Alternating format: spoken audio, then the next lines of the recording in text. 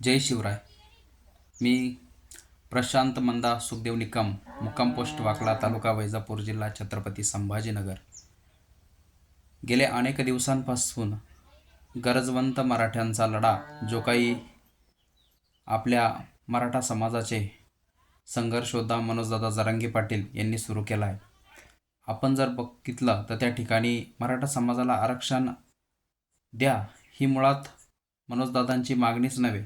माननीय मनोजदादा जरांगे पाटील यांची जी काही मागणी आहे ती मराठा समाजाला त्या ठिकाणी सरसगट कुणबी नोंदणींच्या आधारे त्या ठिकाणी आरक्षण द्यावं अशी मागणी आहे.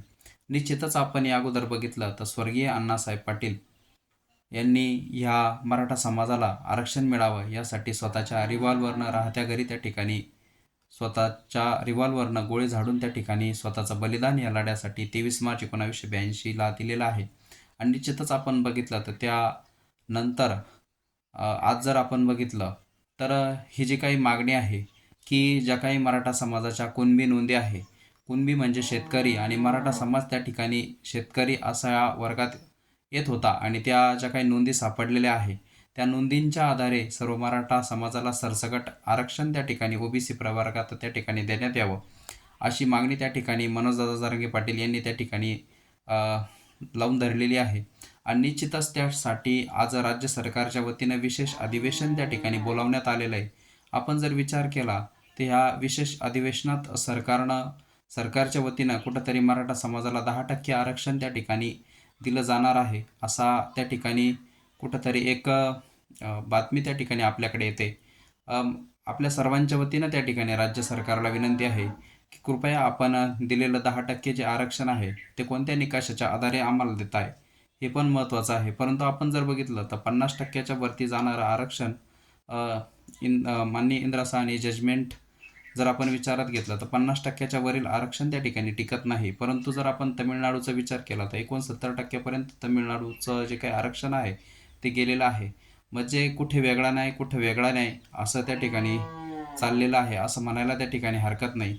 परंतु मराठा आरक्षण नव्यानं त्या ठिकाणी कुठलाही जी काही मागणी आहे ती नव्यानं आरक्षणाची नसून ज्या कुणबी नोंदी त्या ठिकाणी सापडलेल्या आहे त्या कुणबी नोंदींच्या आधारे त्या ठिकाणी आपल्याला आरक्षण देणं त्या ठिकाणी गरजेचं आहे असं मला या ठिकाणी वाटतं. आणि जर आपण विचार केला तर जी काही नोंदी सापडत आहे तर त्यामध्ये आपण जर विचार केला की सजातीय जे काही विवाह झालेले असतील आईकडून आणि त्या ठिकाणी आईकडून जर येणारे नाते आपण त्या ठिकाणी बघितले तर आईकडून त्या ठिकाणी मामा, मावशी आणि आजी आजोबा आईकडील यांच्या नोंदींच्या आधारे त्या ठिकाणी जी काही होणारी अपत्य आहेत त्यांना आरक्षण त्या ठिकाणी मिळावं. आणि निश्चितच जर आपण विचार केला तर वडिलांकडून येणारे जे काही नाते असतात ते म्हणजे आपले चुलते, आत्या आणि वडिलांचे आईवडील म्हणजेच त्या ठिकाणी आपले आजोबा, पणजोबा यांच्या ज्या काही नोंदी आहेत तर निश्चितच ह्या नोंदींच्या आधारे मराठा समाजाला सरसकट ओबीसी प्रवर्गात आरक्षण द्या अशी मागणी त्या ठिकाणी रास्त आहे, योग्य आहे. आणि निश्चितच आजच्या अधिवेशनात सन्माननीय राज्याचे विधानसभेचे जे काही सदस्य आहे त्या सर्वांनी ह्या गरजवंत मराठ्यांच्या मागणीला आपण जोरदार असा पाठिंबा देऊन त्या ठिकाणी बहुमतानं ही मागणी त्या ठिकाणी मान्य करावी. आणि निश्चितच मराठा समाजाला माननीय मनोजदादा जरांगे पाटील यांच्या मागणीप्रमाणे आरक्षण त्या ठिकाणी मिळेल अशी सर्व समाजाच्या वतीनं या ठिकाणी अपेक्षा व्यक्त करतो. थांबतो. जय हिंद, जय शिवराय.